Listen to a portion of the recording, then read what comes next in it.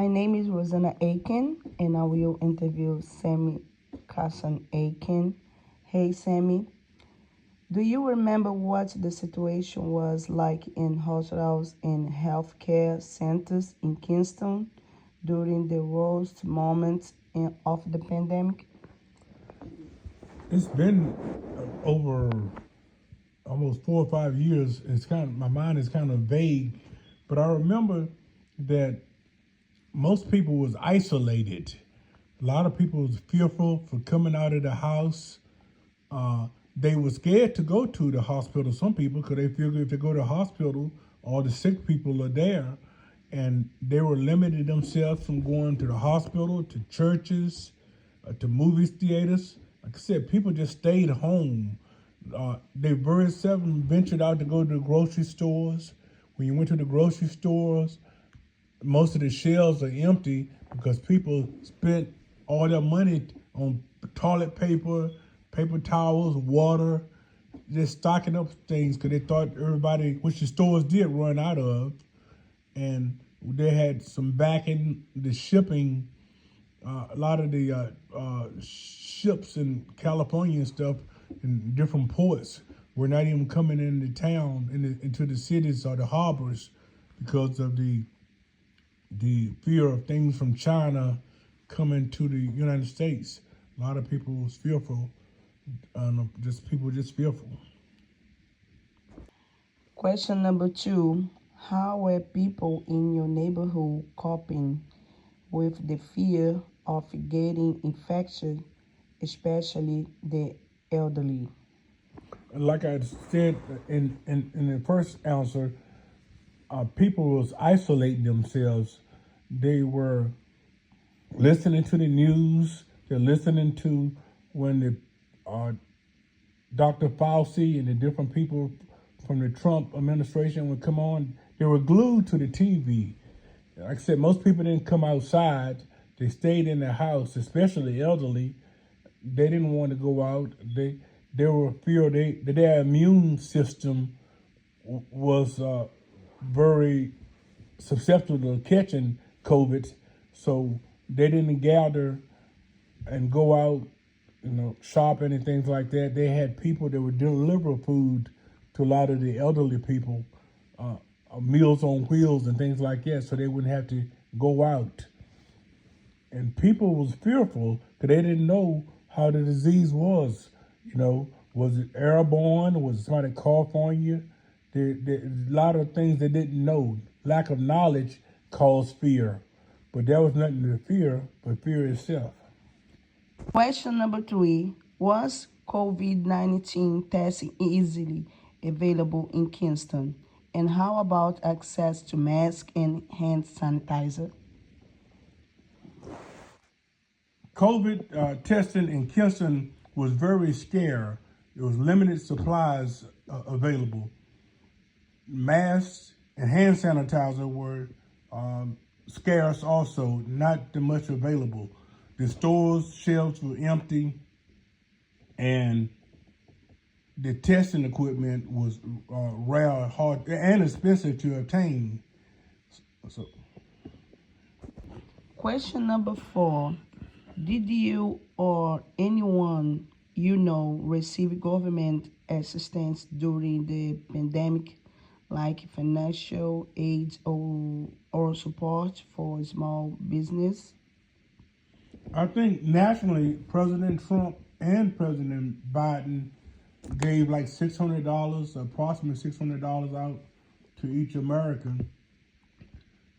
There was some people got extra food stamps. The ones that was on government assistance, they got extra money to buy. They said they allowed them to buy hot food because normally you have to buy food from a grocery store. But a lot of people, the grocery stores are empty, so people could go to McDonald's, Burger King, something like that, and buy hot food. But they never did that in the past. But they for like a year or two, they could do that using the government card. There was money set aside through President Biden for some of the small businesses for the like the restaurants and stuff was closed down. So the government under President Biden gave money to help their businesses recoup some of their losses. Question number 5. How would you evaluate the local and state government response to the pandemic in Kingston?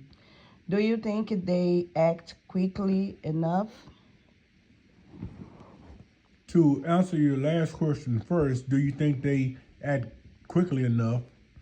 They acted as rapidly as they could, but it wasn't quick enough. The state response was minimum. A lot of the hospitals, nationally, a lot of the hospitals could not get ventilators. We hadn't made enough ventilators to supply the whole country. So North Carolina was just like the rest of them. There was a shortage of ventilators, and a lot of people died on respirators and things like that. There was not enough equipment available. But the state, they did their best. Our state health representative, Pamela Brown, Pam Brown, she ended up becoming President Biden's CDC, community disease, and the NIH director. Question number 6. In your opinion, did the residents of Kingston follow safety rules like social distance and mask wearing? Yes, majority of the citizens of Kingston followed the rules. Like I said, there was a lot of fear in the community. So when you would go stand in lines, the stores and things, businesses, they had you with footprints on the floors where you stand 6 feet from each other. People wore their masks and things because they were fearful of trying to catch the disease. We didn't have too many deaths in Kingston, but we did have quite a few. But most of the people followed the social distancing and mask wearing. Question number 7. What stands out the most in your memory from the pandemic period in Kingston? What stands out on me are people was rushing to the stores and stockpiling. Those that could afford to stockpile simple things like paper towels, toilet paper, bottles and bottles of water. Question number 8. Do you think Kingston learned anything from this experience that could help during future crises? Yes, people from Kingston has learned a lot of things and experience from this COVID. One of the things they learned was you cannot listen to social media. Social media was putting a lot of false information out there, having people say, "Well, I don't want to wear a mask. I don't. Why should my kids go to school? They shouldn't wear no. They should not have the right to wear a mask if they don't want to." But as scientists and all have learned that not wearing the mask, a lot of people died from not being protected.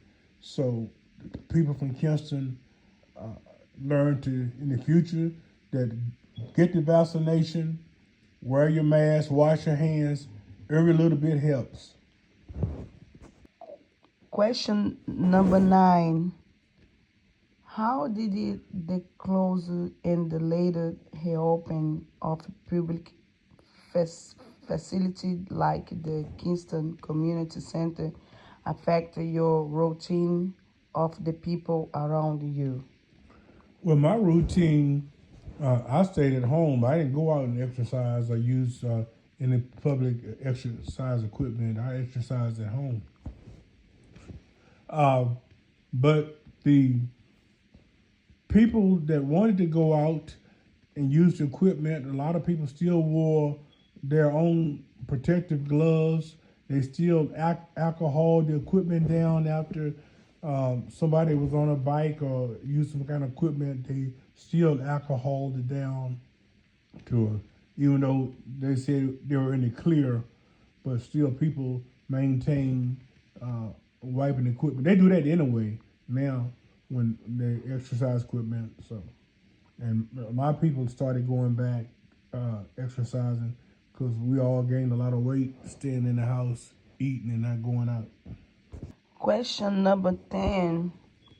How has the pandemic changed the way the Kingston community interacts today? Glad you asked that question. The Kingston community has